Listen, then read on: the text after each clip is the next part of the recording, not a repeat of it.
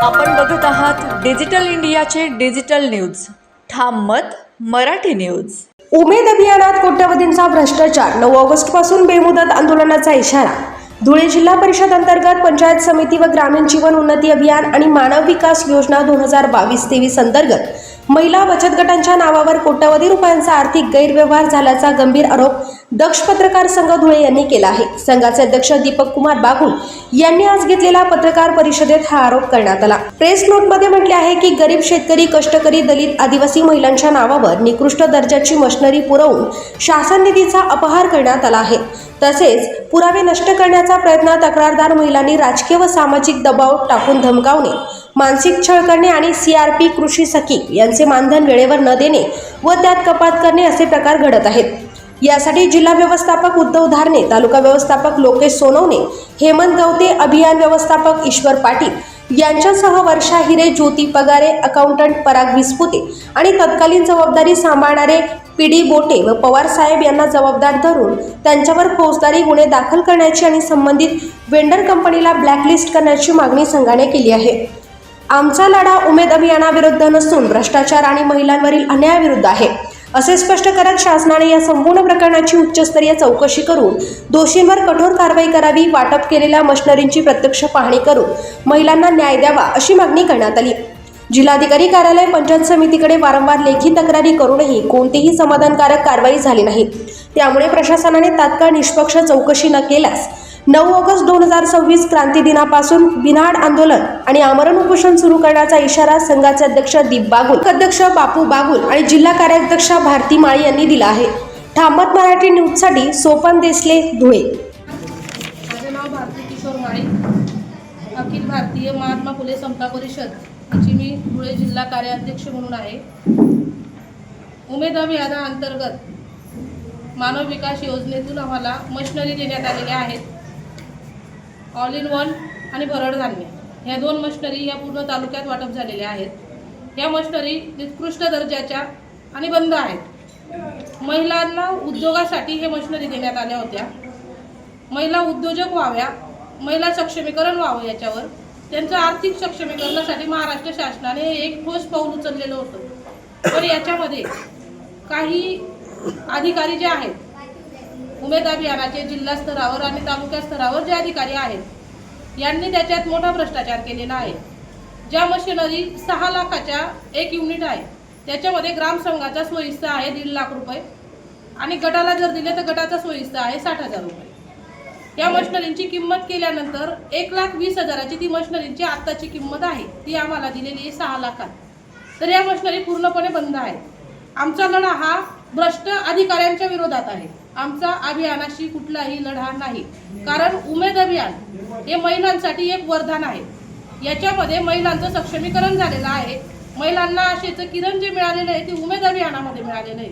उमेद अभियानावर महाराष्ट्र शासनाने खूप काही निधी खर्च करून महिलांना सक्षम करण्याचा त्यांचा जो उद्देश आहे तो खरंच एक मानाचा मुजरा करावा असा त्यांचा तो उद्देश आहे.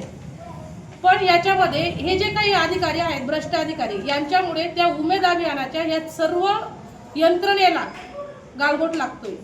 उमेद अभियानाची जी छबी आहे ती मलिन होते, ती फक्त ह्या भ्रष्ट अधिकाऱ्यांमुळे. आमचा जो लढा आहे भ्रष्ट अधिकाऱ्यांच्या विरोधात आहे. आता आमचं सगळ्यात पहिली मागणी होती आणि आहे की महिलांना जे फसवणूक झालेली आहे त्या मशिनरींची चौकशी व्हावी आणि चौकशी होऊन हा भ्रष्टाचार नेमका कुठे आणि कसा झाला याची चौकशी करून प्रशासनाने चौकशी करून जर कधी हे सगळे गुन्हेगार ज्यांच्यावर गुन्हे सिद्ध झाले त्यांच्यावर गुन्हे दाखल करा, ही आमची मागणी आहे. जिल्हा परिषद अंतर्गत पंचायत समिती आणि ग्रामीण जीवन उन्नती अभियान उमेदच्या माध्यमातून ज्या मशिनरी वाटप झालेल्या होत्या त्या संदर्भामध्ये आज आम्ही विश्वनाथ या गावी या ठिकाणी सर्व पत्रकारांना घेऊन आणि ज्यांच्यावर अन्याय झालेला आहे त्या माझ्या संपूर्ण आया बहिणी या ठिकाणी आम्ही पत्रकार परिषद घेतलेली आहे.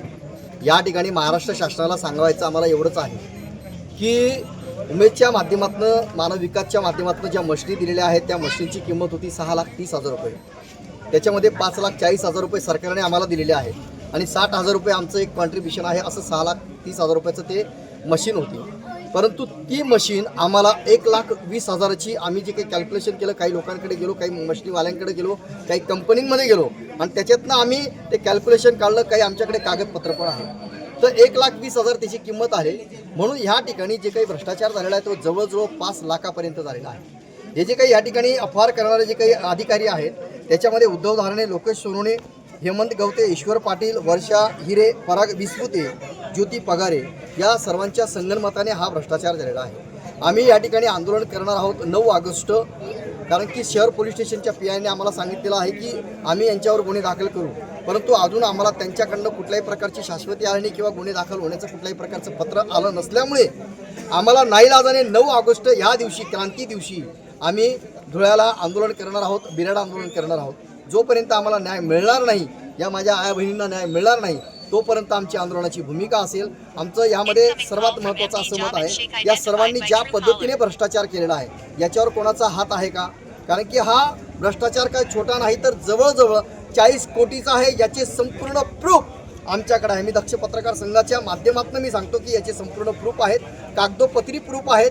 म्हणून ते कागदोपत्री प्रूफ जेव्हा जेव्हा कलेक्टरांना, एसपींना किंवा वरच्या अधिकाऱ्यांना लागतील तेव्हा ते प्रूफ आम्ही या ठिकाणी देणार आहोत. आता याच्यानंतर ज्या मशनी आहेत त्या मशनी कशा पद्धतीच्या आहेत याच्यासाठीच आम्ही या ठिकाणी विश्वनाथला आम्ही प्रेस कॉन्फरन्स घेतलेली आहे. या ठिकाणी 36 युनिट जे आहेत ते 36 युनिटमध्ये कोण काय सांगते याच्याशिवाय आम्हाला काही घेणं देणं नाही. त्या बहिणींवर पण अत्याचार झालेला आहे. तर प्रत्येक युनिट चालू आहे किंवा बंद आहे ते देखील तपासण्यात यावं आणि याच्यामध्ये जे दोषी अधिकारी असतील त्यांच्यावर गुन्हे दाखल करण्यात यावे. त्याच पद्धतीने याच्या माध्यमातून त्यांनी जी काही प्रॉपर्टी जमा केलेली ती प्रॉपर्टी जमा करावी, शासनाला ती जमा करावी आणि यांच्यावर गुन्हे दाखल करावे, हीच आमची मागणी आहे. आपण बघत आहात डिजिटल इंडियाचे डिजिटल न्यूज. ठाम मत मराठी न्यूज. धुळे शहरातील एकमेव ठिकाण म्हणजे गंगा टाइल्स सप्लायर्स शॉप. आमच्याकडे सर्व प्रकारच्या टाइल्स उपलब्ध आहेत. यामध्ये ceramics, wall tiles, floor tiles, vitrified tiles, steps and riser tiles, parking tiles, kitchen sink, sanitary ware इत्यादी. आपल्याला परवडणार अशा दरात आमच्याकडे टाइल्स उपलब्ध आहेत. यासाठी एकदा अवश्य भेट द्या. पत्ता Ganga tiles supplier shop, 405 micro tower, Wadjai road, Dhule. Mobile number 70 574 83 849.